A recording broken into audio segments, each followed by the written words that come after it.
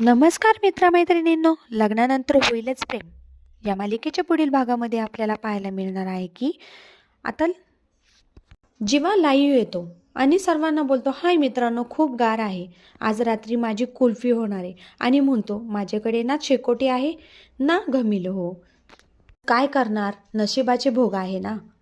आता हे सर्व नंदिनी मोबाईलमध्ये लाईव्ह बघते. जीवा जे बोलतोय ते ती जीवासाठी रग घेऊन बाहेर जाते. एकीकडे काव्या खूप रडत असते. जीवाला तिने कॉल केलेला असतो, कारण की रम्याने गुरुजींना तिच्या समोर कॉल केलेला असतो ना. त्यांचे भाकेत सांगितलेले असते की रम्याचे आणि पार्थचे लग्न होईल म्हणून. ती जीवाला हे सगळं सांगते कॉलवर. आता ती म्हणते, हे सर्व ऐकून माझ्या पायाखालची जमीनच सरकलीये. पार्थ हे सर्व काही ऐकतो. आता जीवा बोलतो की रम्या जे बडाया मारते ना, ते नको मनावर घेऊ, तिच्याकडे लक्षही देऊ नको.